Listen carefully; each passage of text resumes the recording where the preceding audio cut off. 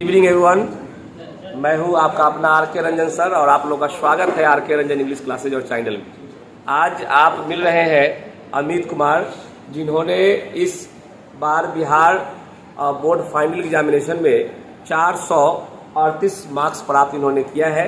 बहुत ही अच्छा मार्क्स है इनका, सराहनीय मार्क्स है और अच्छा यूनिवर्सिटी इनको मिलेगा आगे के लिए। और ये अपने बाई टंग जो है समथिंग आपसे कुछ एक्सप्रेस करना चाहते हैं, बताना चाहते हैं।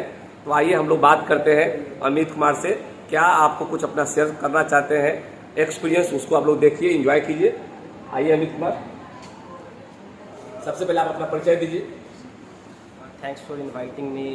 I am Amit Raj. Speak loudly. So thanks for inviting me. मेरा नाम अमित राज है और मैं महनार का रहने वाला हूँ। मेरे पिताजी का नाम श्री सत्यनारायण सिंह और माता का नाम उर्मिला देवी है। मैंने 12th क्लास में अपना हिंदी और इंग्लिश की प्रिपरेशन के लिए यहीं आर के रंजन इंग्लिश क्लासेस में अपना प्रिपरेशन किया था और मुझे खुशी है कि मैं एक साल इस संस्था से जुड़ा रहा और यहाँ के सर आर के रंजन सर और अभिषेक सर से अच्छे मार्गदर्शन मिली मुझे। और मुझे ये भी गर्व है कि मैं एक साल तक रंजन सर के सानिध्य में रहा और इनके सानिध्य में ही मुझे अंग्रेज़ी में 83 और हिंदी में 89 मार्क्स मिले, जिसके लिए मैं रंजन सर का तहे दिल से हार्दिक शुक्रगुजार हूँ। ठीक, आइए चलिए आप लोग स्वागत कीजिए जोरदार ताली के साथ।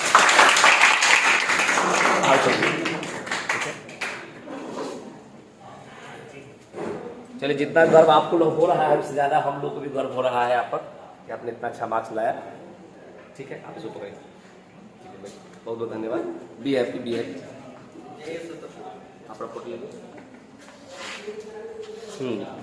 अगला है राहुल कुमार से, जिन्होंने 12th फाइनल बोर्ड में 428 मार्क्स प्राप्त किए हैं। ये आप लोगों से अपनी बात शेयर करना चाहेंगे। आइए सुनते हैं राहुल कुमार को। Hello my dear friends and teachers, आप सभी लोगों को सबसे पहले good morning. My name is Rahul Kumar, my father's name is Shridev Kumar Prasad Yadav. I live at Sabalpur. मैं पिछले विगत 2 साल से आर के रंजन इंग्लिश क्लासेस में पढ़ा और मुझे अच्छा मार्क्स आया। इसके लिए हम सर को शुक्रगुजार करना चाहते हैं। मेरा हिंदी में 93 मार्क्स है और इंग्लिश में 77 मार्क्स आया। कुल मार्क्स 428 मार्क्स है। चलिए, और कुछ कहना चाहेंगे अपने जो जूनियर से, उसको कहना चाहेंगे? उन लोगों को कहना चाहते हैं कि वे मेहनत करें अच्छी तरह से और समय रहते ही मेहनत कीजिए। कुछ लोग होते हैं कि समय बीत जाने पे मेहनत करते हैं, तो ये गलत बात है। समय रहते ही आप बदल जाइए, नहीं तो समय आपको ऐसे ही बदल देगा।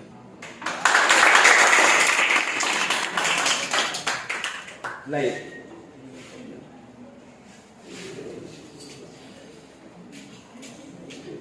ठीक है, वो पहले अपने कर लेता है।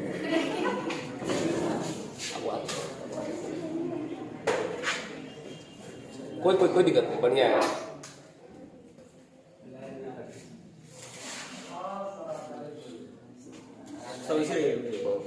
बात देखिए आगे।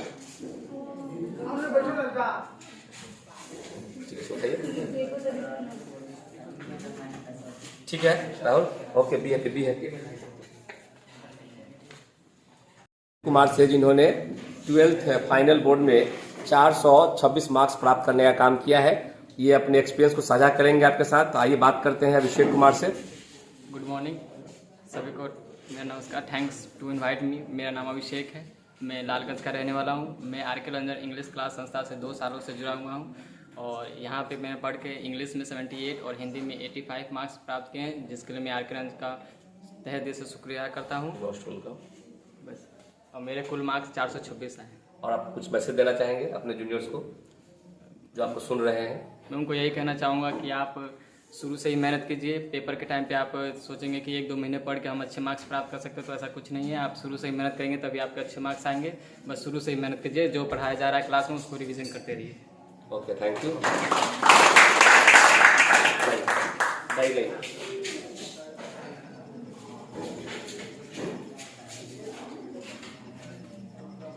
आप आगे को देखिए, आगे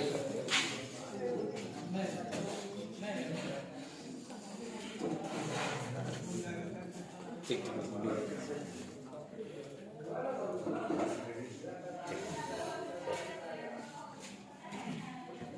Vicky Kumar.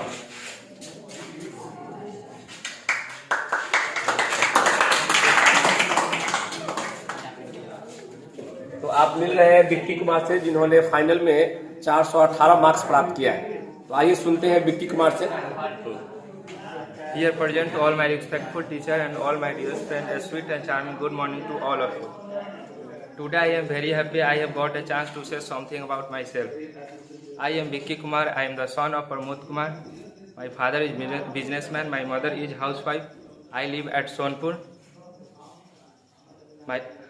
I want to be a engineer in my life.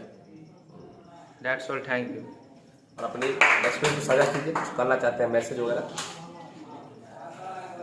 मैं यहाँ 1 साल से आर के रंजन क्लास में पढ़ रहा हूँ। यहाँ पे इंग्लिश बहुत अच्छा पढ़ाई होता है। अगर यहाँ क्रैश कोर्स भी सिर्फ कर लिया जाए तो 80% प्लस मार्क्स उठ सकता है। Thank you.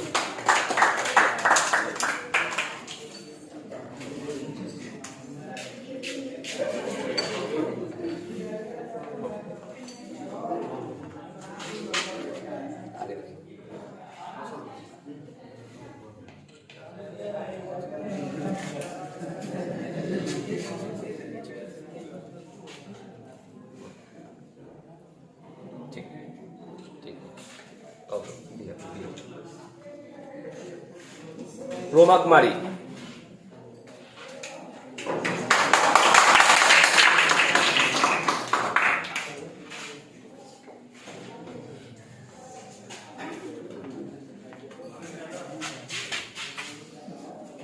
तो आप मिल रहे हैं रोमा कुमारी से, जिन्होंने 396 मार्क्स फाइनल एग्जाम में प्राप्त किए हैं और आपसे अपने एक्सपीरियंस को साझा करेंगे। तो आइए सुनते हैं रोमा कुमारी को। मेरे पिताजी का नाम केदारनाथ सिंह है।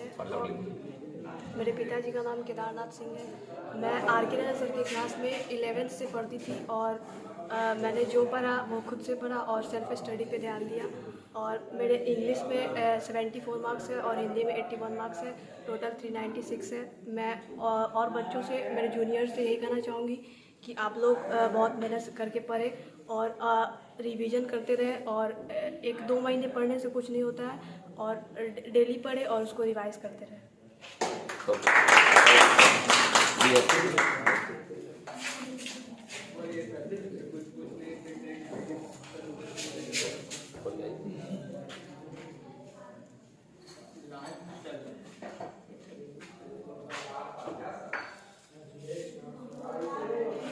आगे देखिए, आगे।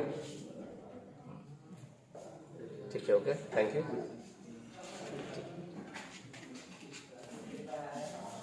सपना, आपका टोटल मार्क्स कितना है बताइए तो? 459। इंग्लिश में कितना मार्क्स है? 91। और हिंदी में कितना है? 86। चलिए, आपको सपना चौधरी से मिलकर काफ़ी अच्छा लगेगा, क्योंकि ये हमारे विद्यार्थी के विद्यार्थी हैं और इन्होंने काफ़ी अच्छा मार्क्स इन्होंने लाया है और काफ़ी मतलब वैशाली जिला के हर विद्यार्थी के लिए एक प्रोत्साहन का पात्र बनी है। तो हम बात करेंगे सपना चौधरी से। सबसे पहले उनके गुरु विवेकानंद से पहले बात करना चाहेंगे, उनसे आप अपना एक्सपीरियंस लीजिए। तो आप आइए, आमंत्रण है।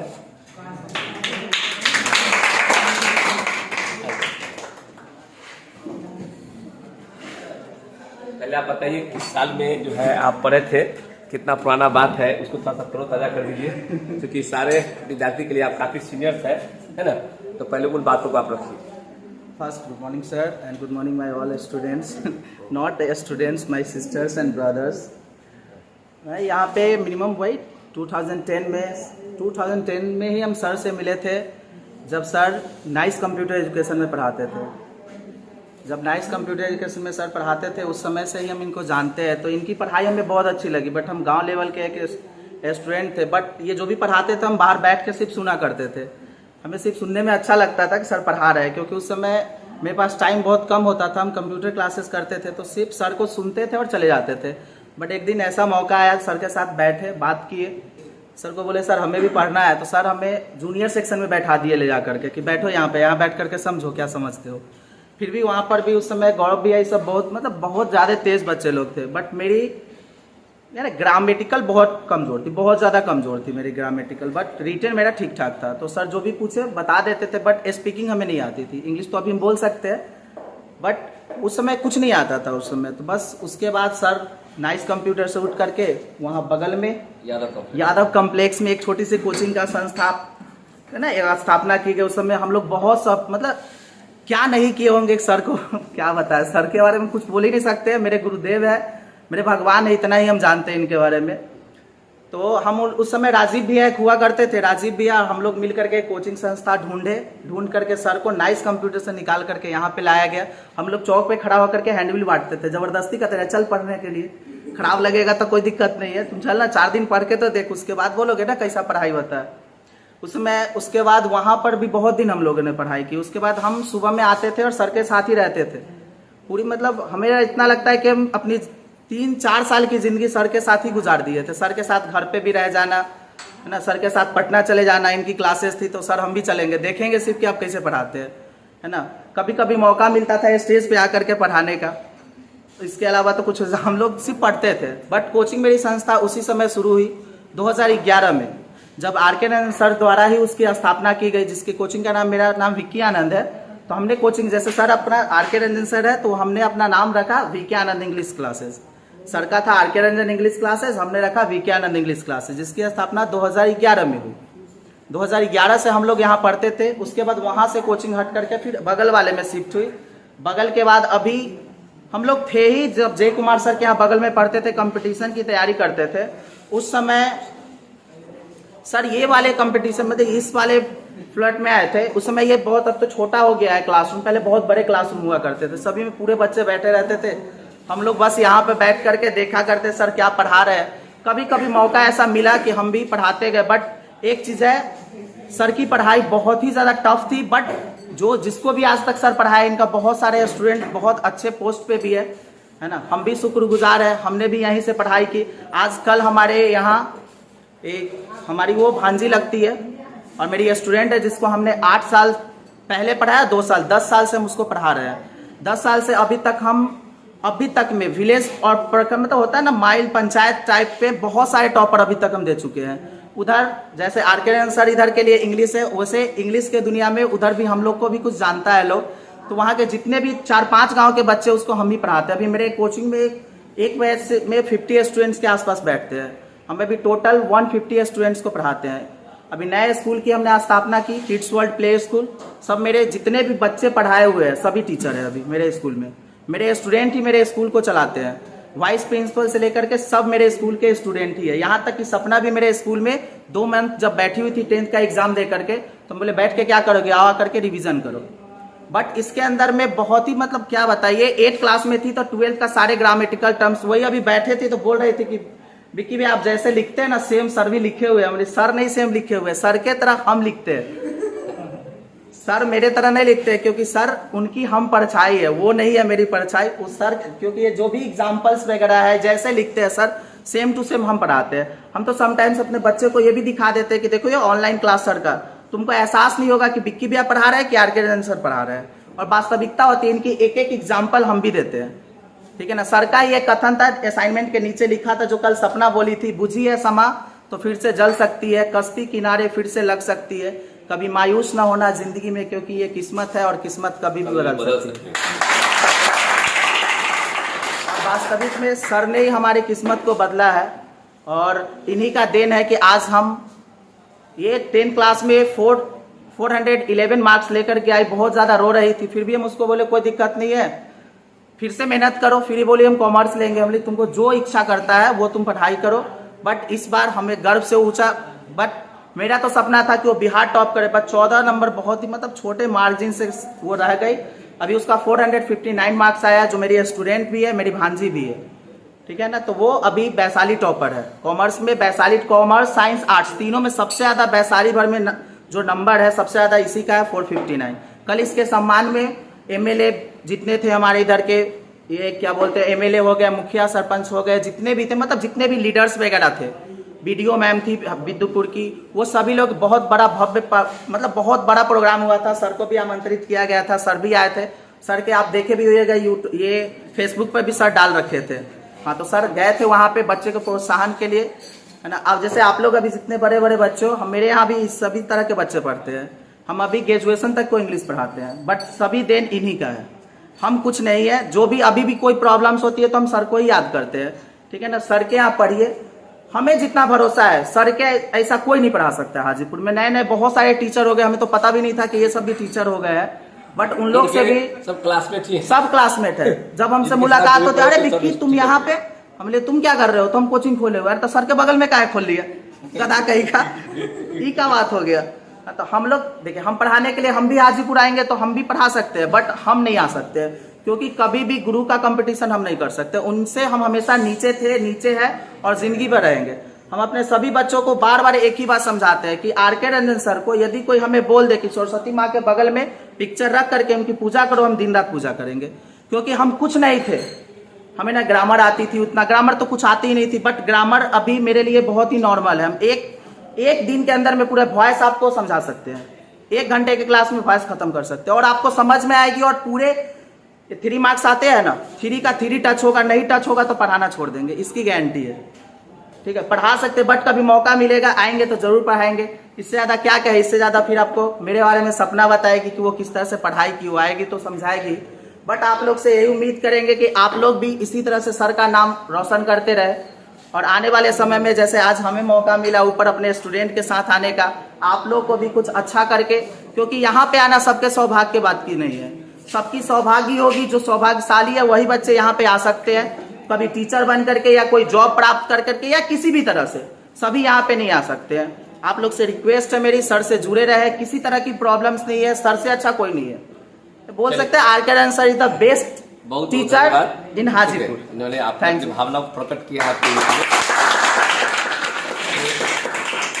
सपना चौधरी के लिए शिक्षक है, हमारे लिए तो विद्यार्थी ही है, तो हम इनको भी सम्मानित करना चाहेंगे अच्छे वर्क के लिए जो अभी बच्चे के लिए कर रहे हैं। अपने समाज में कम से कम 4-5 गांव के बच्चों को पढ़ा रहे हैं। जो आदमी हाजीपुर नहीं आ सकता है, डेरा नहीं ले सकता है, ज़्यादा एफर्ट नहीं कर सकता है, वैसे बच्चों को पढ़ाते हैं, कम फी में पढ़ाते हैं, 500 मंथली पर ही पढ़ाते हैं, 200 है सर, 200 मंथली पर ही पढ़ाते हैं। आप सोच सकते हैं कितना कम में पढ़ा रहे हैं, तो एक सराहनीय वर्क है। और अभी तो स्टार्ट हुआ है इनका लाइफ, बहुत आगे तक जाएंगे, ये हमारी दुआ है।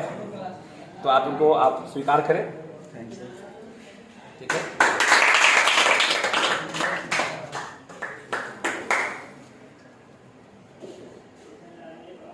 चलिए, बहुत बहुत धन्यवाद समय निकालने के लिए। ओके, भी है सपना चौधरी, आइए आप ही बच्चे हुए।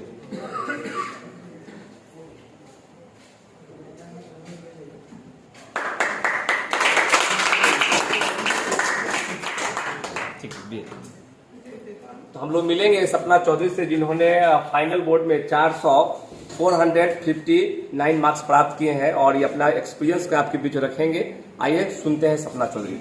Hello everyone, myself Sapna Chaudhary from Pakri Bazaar. My father's name is Mr. Sanjay Kumar Chaudhary. He is a businessman. My mother's name is Mrs. Seema Devi. She is an Anganwadi worker, worked as a sevika. I have classified my intermediate examination from Jai Govind High School, Pakoli, and my hobby is reading and dancing, and my aim is to be a CA. First of all, I just want to say that I got 459 marks in board examination from commerce. And I got 91 marks in English, 86 marks in Hindi, 98 marks in business studies, and 91 marks in entrepreneurship, and 93 marks in accounts. This is my full number in board examination.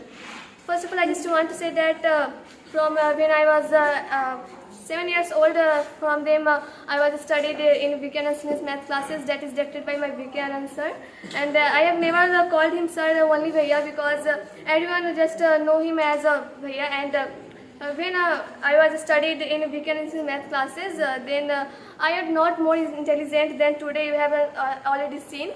Then at that time I was the weak student of the class. Then when I started to study in Buchanan math classes, then here I know that how to be face every problem, how to be speak in front of anybody. Not every students be respected person, just as Emilia before one day, then Here I had given my speech about 30 minutes in front of R.K. Ranjan sir and Vivekanand sir, Vicky and many respected person. But here I has no hesitation that what I tell in front of these leaders. But only one thing I know, that I had only to share about my experience, that what I got and what I received from my Guru, Vivekanand sir. And then it is the golden day about me, that here I have studied and I stand before my Guru, Vivekanand, and the Guru of Guru, R.K. Ranjan sir. Thanks to sir. And there I was want to say that please nobody don't worry about the board examination, that what will be happen in examination. I just only want to say that never fear. Only focus about your studies, that how to we get everything. Not everything, that means to say that focus on all the subjects, not only English or Hindi, either all the subjects, either accounts, not only accounts, here in faculty you have studied, either commerce, arts, science, everybody, no subject is smaller, every subject is it's more important. Yeah. Then I just want to tell in Hindi about my sir. मैं आपको बता दूं कि जब मैं 7 साल की थी तब से मैं विकी भैया के यहाँ पे पढ़ रही थी। तो उस समय मैं ज़्यादा तो इंटेलिजेंट थी नहीं, मैं क्लास में सबसे वीक स्टूडेंट्स में काउंट हुआ करती थी। बट मैं जब यहाँ पे आई विकी भैया के कोचिंग में, तो वहाँ पे मैं पढ़ी। वहाँ पे वीकली टेस्ट भी होते थे, या ऐसे भी जानते हैं कि मतलब जितने भी माइल पंचायत थी ना, माइल पंचायत बिद्दुपुर बाजार भी है, तो वहाँ पर विकी भैया जो थे पढ़ाई के मामले में और मार के मामले में सबसे ज़्यादा आगे थे। जो पढ़ते थे उसको तो वहाँ पे ज़्यादा रिस्पेक्ट मिलता ही था, गिफ्ट्स भी मिलते थे, प्राइज़ भी मिलते थे। लेकिन आज जो नहीं पढ़ता था उसको मार भी बहुत अच्छा खासा स्टील के लगता था, स्टील से। मतलब मैं भी मार खा चुकी हूँ, ऐसी बात नहीं है। बट वहाँ पे थी, फिर उसके बाद पढ़ी, वहाँ पे 10 साल पढ़ी, फिर धीरे धीरे इंग्लिश के बारे में जानी, सीखी, यहाँ तक कि आकार हर्षी कार तक भी मैं इन्हीं से पढ़ी। फिर धीरे धीरे इंटेलिजेंट होती गई, मतलब बड़ाई नहीं कर रही हूँ अपनी, मतलब जो एक्सपीरियंस वही शेयर कर रही हूँ। पढ़ती गई, नाउन प्रोनाउन एडजेक्टिव जितने भी मनुष्य को अपना सम्मान तो करना ही चाहिए। आपके सम्मान न करने के लिए दुनिया पड़ी हुई है। तो जो व्यक्ति खुद का सम्मान नहीं करता उसका कोई सम्मान नहीं करता। तो वहाँ पे वीकली टेस्ट भी होते थे। एक बार बस मेरा जब फर्स्ट टाइम वहाँ पे टेस्ट दी थी, जब मैं ज्वाइन की थी, तो उस समय बस मेरा 4th पोजीशन आया था। उस समय इंटर के बच्चे के साथ मैं पढ़ती थी, जब मैं 8th क्लास में थी। उस समय सब बड़े बड़े बच्चे लोग थे, मैं सोचती भी थी कि मैं इतनी उम्र छोटी थी, बहुत छोटी थी, और वहाँ पर पढ़ती थी। तो फिर मेरा 4th पोजीशन, मैं बहुत रोई भी थी कि मेरा 4th पोजीशन आ गया। फिर भैया बोले कि तुम इस बार ना 4th आई हो, ऐसे ऐसे बहुत सारे रिजल्ट आने बाकी है। फिर मैं सोची कि अच्छा इस बार नहीं हो तो अगली बार से पक्का एक ही बार मैं फेल नहीं करूँगी।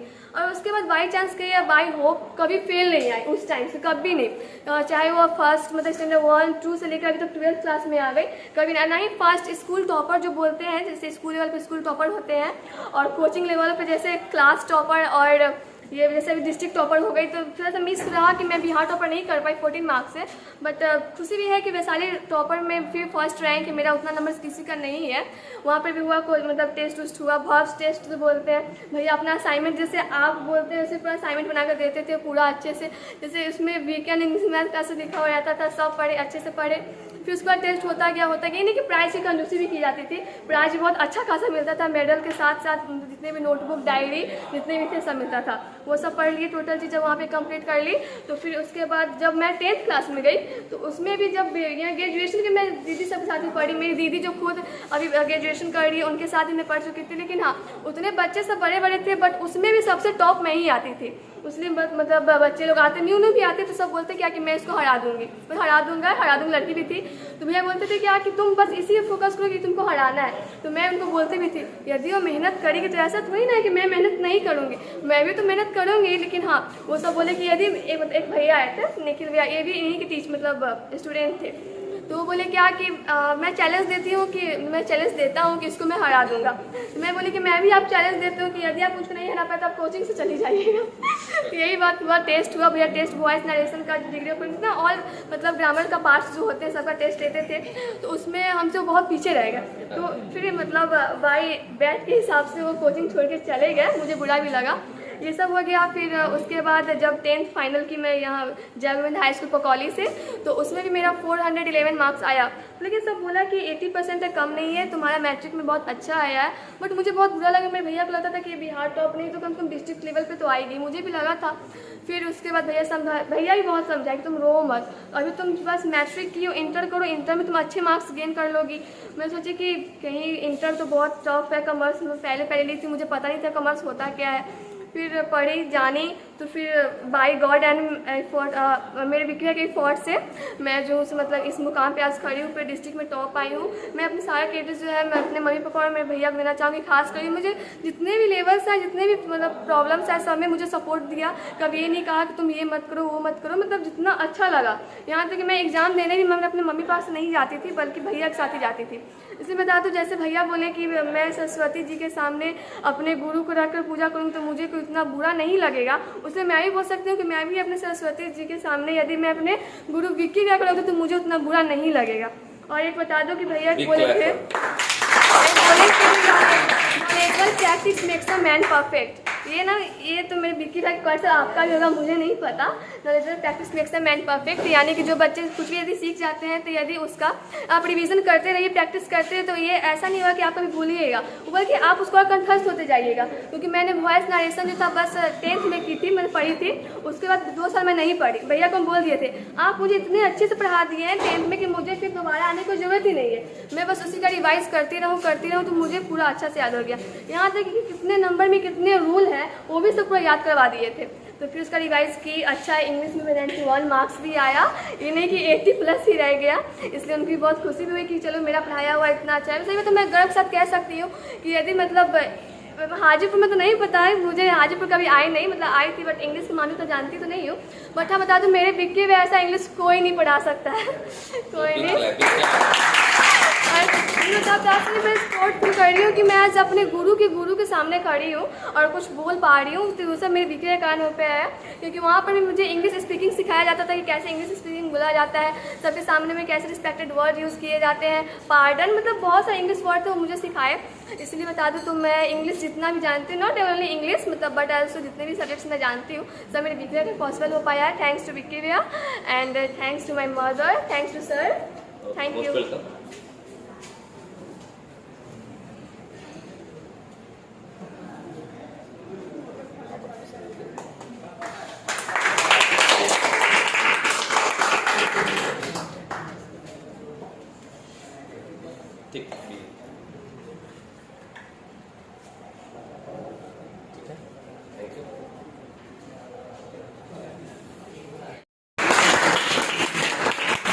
स्वागत कीजिए निशान सर का, जो हमारे यहाँ इंग्लिश की हिंदी फैकल्टी हैं और यह अपना अनुभव शेयर करेंगे आप लोगों के बीच में। तो हम लोग सुनते हैं निशान सर को।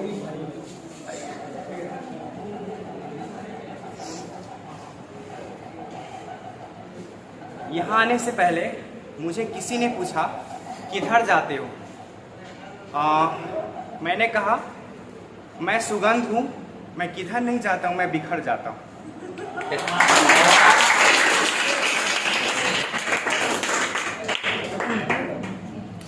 देखिए, सबसे पहली बात है कि हमें अच्छा लगा कि जिस तरह से जो सदियों का परंपरा है विश्वासम फलदायकम, यानी हर जगह विश्वास का समावेशन है, क्योंकि विश्वास के बदौलत ही हम पत्थर में भी भगवान खोज लेते हैं और विश्वास के बदौलत ही हम किसी गुरु पर विश्वास करते हैं।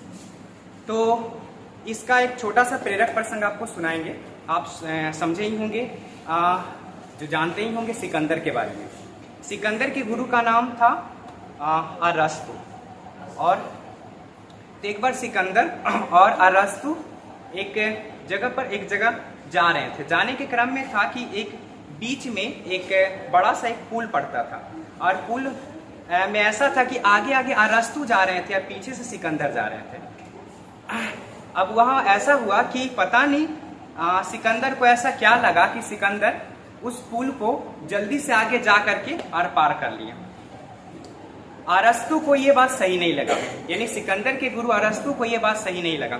जब वो सिकंदर ने पुल को पार कर लिया तो अरस्तु गुस्से में बोलते हैं कि यहाँ पर तुमने मेरा अपमान कर दिया, मुझसे पहले तुमने पुल को क्यों पार किया? तो इसका जवाब सिकंदर इस तरह से देते हैं कि अगर इस पुल को पार करते हुए मैं इस दुनिया को छोड़ करके चल जाता तो इस दुनिया को कोई फर्क नहीं पड़ता, मगर हमारे अगर अरस्तु इस पुल को पार करते हुए इस दुनिया को छोड़ करके चल जाते तो दुनिया को बहुत फर्क पड़ता, क्योंकि एक अरस्तु हजारों सिकंदर को पैदा कर सकता है। एक अरस्तु हजारों सिकंदर को पैदा कर सकता है, मगर हजारों सिकंदर एक अरस्तु को पैदा नहीं कर सकता। ठीक है, तो हम ज्यादा बातों को अभी तो मेरे पास कई सारे शब्द हैं, मगर हम आपके भावनाओं को ध्यान में रखते हुए बस अपनी वाणी को यहीं पर विराम देते हैं।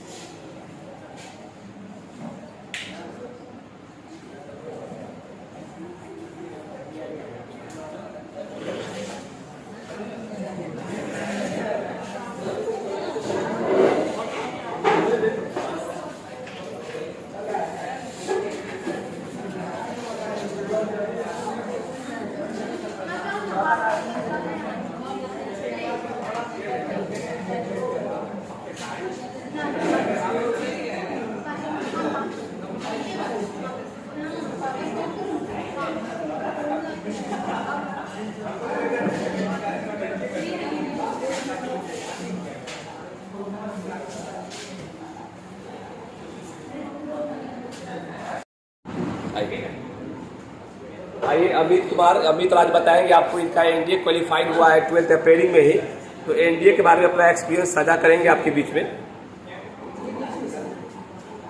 एक बार फिर से मैं थैंक्स कहना चाहूँगा आर के रंजन सर को दोबारा इनवाइट करने के लिए।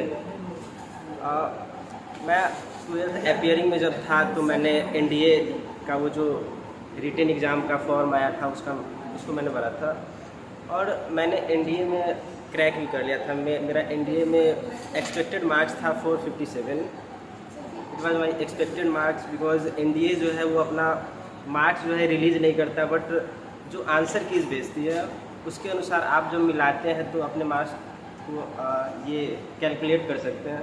तो एनडीए में मेरा 457 मार्क्स था। अभी मेरा मार्कशीट भी आने वाला है और मुझे एसएसबी के लिए भी बुलाया गया था एएफएसबी देहरादून में।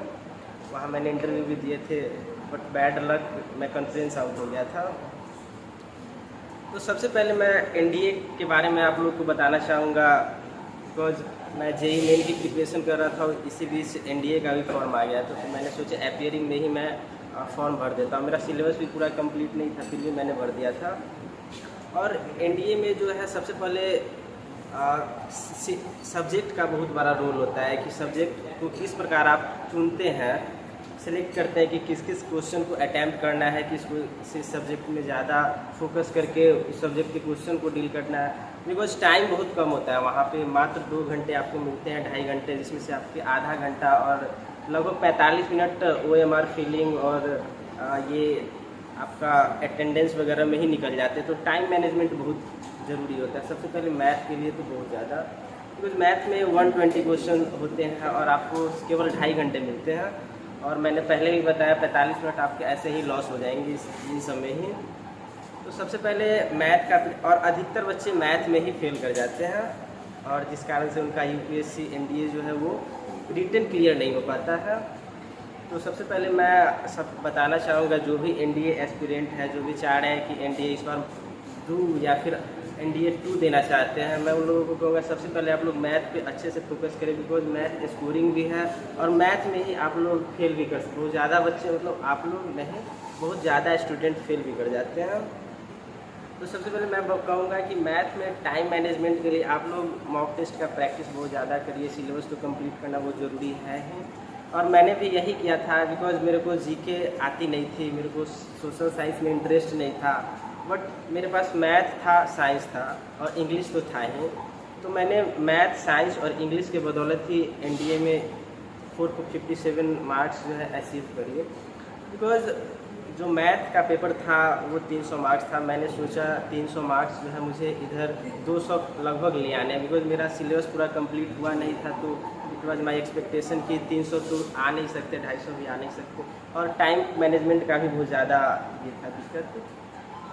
उसके बाद मैंने इंग्लिश में अच्छा मार्क्स 26 मेरे सही हो गए थे विदाउट, मतलब यहाँ पे ही आर के रंजन सर के यहाँ ही मैंने इंग्लिश पढ़ी थी, और यहीं से NDA का पेपर फॉर्म भी भर दिया था, और इसी बदौलत इंग्लिश में मेरे 26 सही हो गए थे। और लेकिन एक बात था, मैंने नेगेटिव पे कंट्रोल कर ली थी, और जो भी NDA के एग्ज़ाम देंगे इस बार देंगे या आगे वाले, वो लोग नेगेटिव पे अपना बहुत ज़्यादा कमांड कर ले तो उनका हो जाएगा।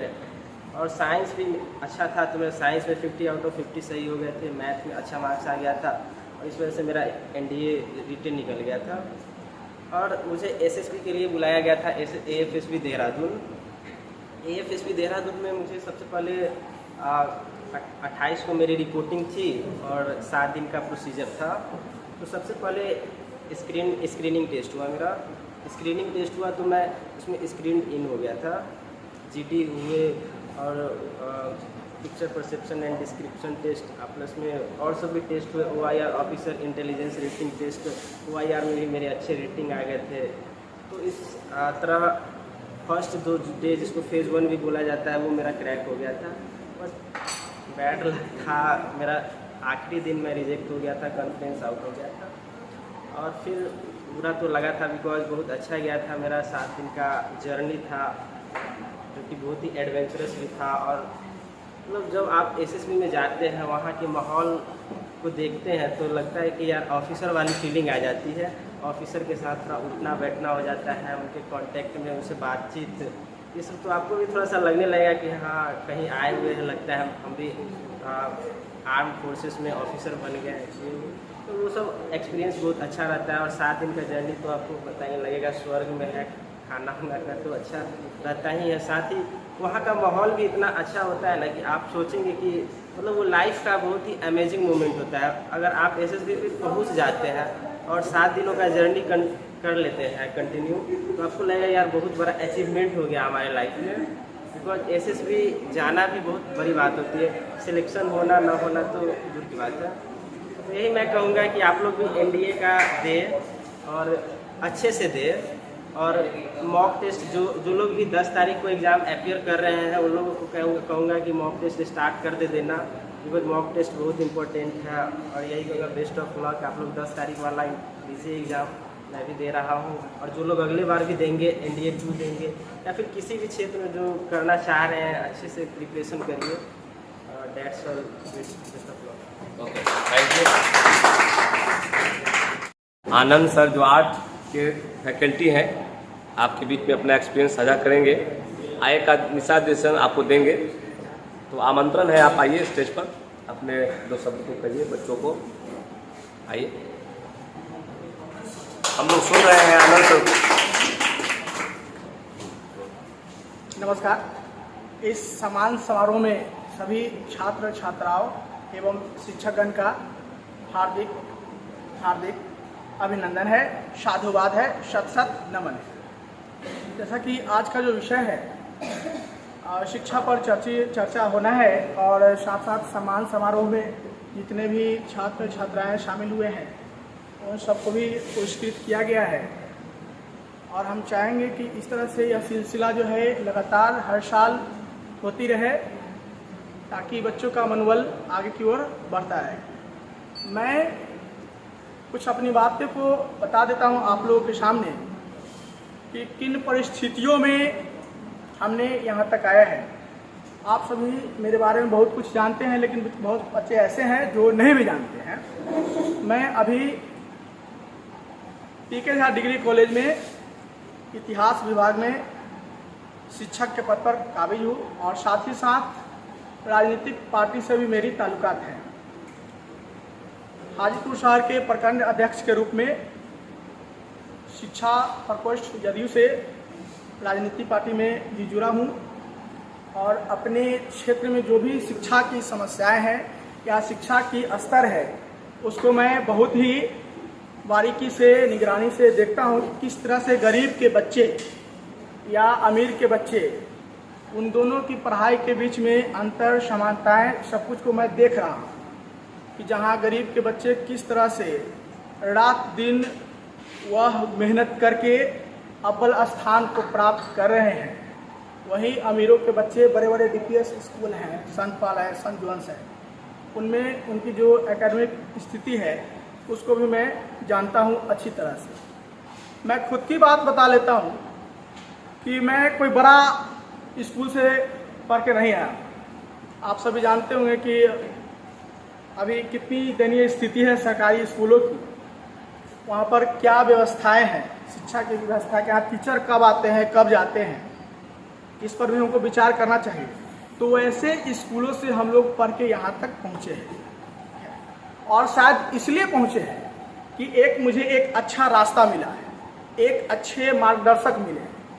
मुझे पता था और मुझे गुरुजी जो ज्ञान दिए हैं उन्होंने सही दिया था कि शिक्षा ऐसी चीज़ है कि कितनी भी अंधकार क्यों नहीं छाई रहेगी, फिर भी हम उसको रोशनी में बदल देंगे, ठीक है। हम कुछ महान लोगों की बात कर लेते हैं, ठीक है। जैसे इंदिरा गांधी ने क्या कहा था शिक्षा के विषय में? शिक्षा समस्त बंधनों को, सारी बंधनों को तोड़ देती है। आप समझ सकते हैं कितनी बड़ी बात है इस देश के लिए कि जितने भी बैरियर्स होते हैं वह सबका तोड़ क्या है? शिक्षा ही।